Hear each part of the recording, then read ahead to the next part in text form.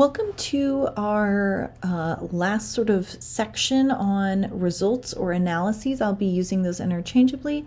This week, we are going to be talking about your results section for case studies specifically. So for this lecture, specifically, we're going to be talking about the basics of the analysis or results section, correlation and what that should look like, and then how to discuss correlation with case studies using an example. So the format of your results section for case studies should really have three elements to it, okay? The first is an assessment of correlation in your case studies. This is done in the Baglioni example, but you present your independent variable, you present your dependent variable, and you discuss whether they are correlated and whether that corresponds to your hypothesis. You might find support, you might not find support. Either is fine. You don't get extra points if there is support, and you don't get deducted if there isn't. The second element is process tracing. If you have opted for case studies, then you need to be doing process tracing in them. So this is where you're going to present the results from your process tracing, do the statements and narrative evidence that you uncovered support your hypothesis or not. Okay, and then finally, and this might seem redundant, but you're going to have a paragraph at the end where you sort of go back over both your correlation in your case studies, your process tracing, and you say whether there was support for your hypothesis or not. And here you might also say why you didn't find support or potential shortcomings that you found within your case studies. Now, the basics of the analysis section, you should analyze relevant information to assess whether you have support for your hypothesis or not. You should follow the steps outlined in your research design. You need to do it all, right? So if you said you were going to look at these 3 countries, these 4 countries, and you were going to do this kind of process tracing, then you need to do all of that. That being said, if you say that you're going to be looking through these 3 biographies for process tracing, that doesn't also mean that you look through other archives, right? What you said in your research design is what you are going to do here. And if you go beyond that or you don't do all of it, then you will have points deducted. Does the evidence support your theory? Here you are not a lawyer. Here you are not an interest group.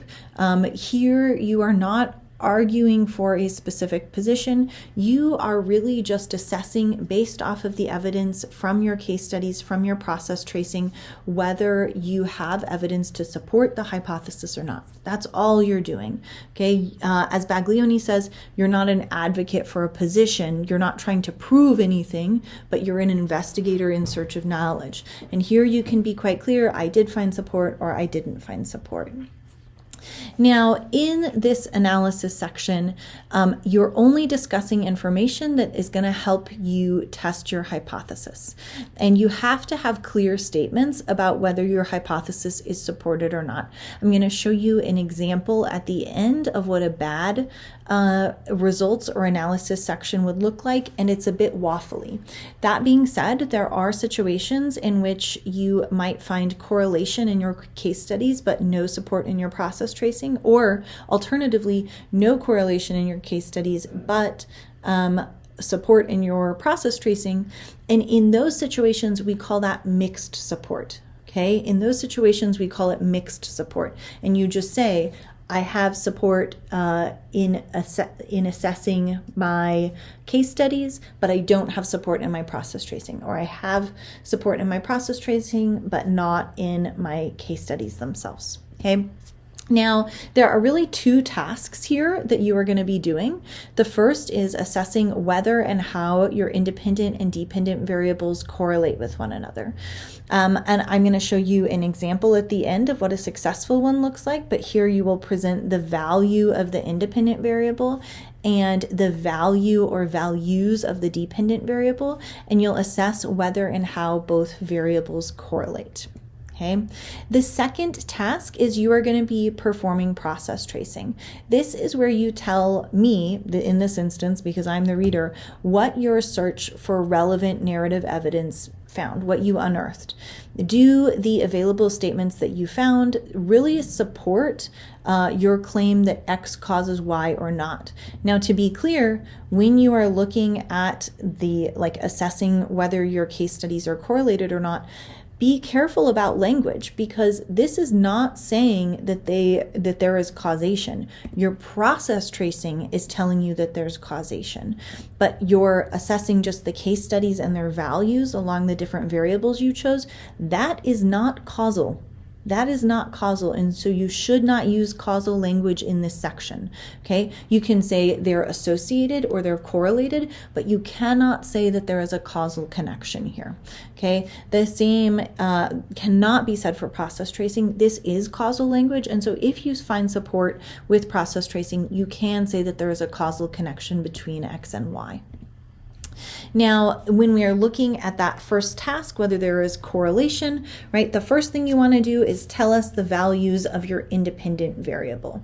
And you want to make sure it's very clear. So what are the values of your independent variable across the different time points that you decide to study? So if I studied, let's say, the effects of electoral reform in New Zealand in the 90s, the New Zealand implements electoral reform in the mid-90s, and so here our cases are New Zealand in 1993 and New Zealand in 1996. And our independent variable, the type of electoral system, is first past the post, right? That's what we have here in the United States. And then by 1996, though, they have mixed member proportional representation. And so this is what I would expect to see. I'll show you the full table in a moment, but this is similar to what I would expect to see in your final product if you are opting for case studies. The next thing that I would do is put in your dependent variables. So here we have, again, the same cases, New Zealand in 1993, New Zealand in 1996, and the dependent variable is the number of political parties in Parliament. And so what we can see here is in 1993, New Zealand had 3 political parties, right? But by 1996, they had 6, okay? Now this is what it would look like in your submission, okay? So you have both cases. This looks pretty much the same, New Zealand in 1993, New Zealand in 1996, but now it's all together in one table. And we have our independent variable, the electoral system, and we have the number of political parties. Would you say that this is correlated? Probably to some extent, yes. If the number of political parties doubles in a matter of 3 years, that's pretty significant. If we went from 2 parties to 4 parties in the United States within 3 years, we would probably say that there is a correlation between electoral reform and the number of political parties in Parliament. Please note that my language did not say electoral reform cause the number of political parties to increase, but I am saying that they are correlated with one another, and you want to be careful with your language here. But what this is saying is this change in electoral system resulted in the number of political parties increasing as well. That is what we want to say, that there is correlation, but it is not causal, right? It is not a causal story just yet, okay? Now, here is another one if we were doing comparative case studies and comparing a couple of countries, but if you're doing comparative case studies, you should probably have 3 cases at least. So what are the values of your independent variables for all of your cases? So let's say we are interested in the effects of a country's economy on democracy. Our independent variable here would be income. That is like a measure of the economy. And specifically, we're looking at Togo and Ghana. And much like the New Zealand example, right, you see our cases, Togo and Ghana, in rows, just like New Zealand in 93 and 96 were in rows. And then our independent variable and eventually our dependent variable are going to be in columns. And so what we can see here is Togo has about a third, a third the average income as Ghana, where Togo has $680 on average and Ghana has $2,200 US. Now, our dependent variable here is the Freedom House democracy rating, and Togo is rated as partly free, while Ghana is rated as free. And if we pull this all into one table, which is what this would look like in your final results or analysis section, you have, again, your cases in rows, you have your independent and then dependent variable. And would we say that these are correlated? Probably yes, right? In this way, we see that Togo has like a lower income and a lower democracy rating, whereas Ghana has a higher income and a higher democracy rating. Now there are, like, this isn't like a smoking gun or anything like that. So you can use language that says there is a correlation, though it might be a weak correlation. So sometimes the language we use here, if it really looks quite strong as evidence, we would say a strong correlation. But if we have sort of weaker evidence, we might say a weak correlation. So that's language that you can use here as a possibility. Now, be aware, though, that you might not have a correlation. And if you don't, then that's fine too. Like, let's say that no correlation is when you have a change in your independent variable doesn't really accompany a change in your dependent variable. Let's say our results for New Zealand were we implemented electoral reform and the number of political parties was the same before and after, right? That's fine. You can say, I did not find a correlation. As can be seen here, the electoral system changed from first past the post to mixed member, but the number of political parties stayed the same from 1993 to 1996 at 6. The same can be said for Togo. Let's say that Togo and Ghana had really similar levels of average income, where Togo's was $2160 and Ghana's was $2200, but they have slightly different democracy scores. That again is an example of, like, you don't have any correlation, right? And so this is what I'm telling you is, like, if you don't think that you have correlation there, just say it. It's perfectly fine. Like, if you don't have correlation there, then you don't have correlation there. And I'll show you a couple of more examples of what this might look like. So is this correlated? So let's say we're looking at the effects of education on the unemployment rate, and we choose two states, Mississippi and Alabama. They have similar economies, fairly high levels of poverty, and similar levels of demographics. They also have similar political cultures, especially given that they are both former slave states. Now, if we were to look here, like, we have the independent variable is the percent with a bachelor's degree. Mississippi and Alabama have really similar levels of education. 21% of people with over the age of 25 have a bachelor's degree, whereas Alabama is 22%. But you'll note that the unemployment rate in Mississippi is nearly twice that of Alabama. This is an example of there is no correlation, right? They have very comparable levels of education, but really different levels of unemployment. So a change, like, these are so similar that they didn't really result in different unemployment outcomes. In any case, the example here is there is no correlation. If we were looking at whether the presence of gender quotas improves women's representation in the legislature. So here, Germany has gender quotas through their political parties, and the United States does not have gender quotas through their political parties. But we see that Germany has a higher percent of women serving in their parliamentary system, whereas the United States typically hovers between 25 and 29%.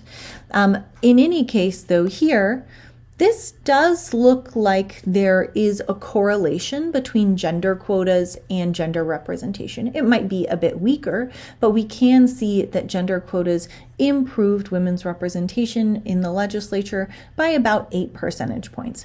Is this causal? No. This is a correlation, right? So here we would say that there is a correlation between the presence of gender quotas and women's representation in the national legislature or parliament. That being said, there are certainly other reasons that this could happen, so that we did not acknowledge here. So Germany has a list system, whereas the United States elects people directly. So there are a variety of things here that could still be occurring that don't necessarily mean that this is a causal story. That being said, there is lots of scholarship that demonstrates that the presence of gender quotas improves women's representation. Okay, now if we are looking at, let's say Nebraska institutes term limits in the aughts. So in 2000, they don't have any term limits, but by 2010, they do. At the same time, they have medium levels of political polarization in their state legislature in 2000, but by 2010, they have really high levels. And so here you do see correlation, right? It shifted from not having term limits to having term limits, and polarization increased as well. That being said, is this a causal story? No, it is not, right? There are a variety of things that could be increasing polarization here from 2000 to 2010. So for instance, the rise of social media also occurs mid-decade here, around 2006. Now, here is a good example of a case studies results section. It does not have process tracing.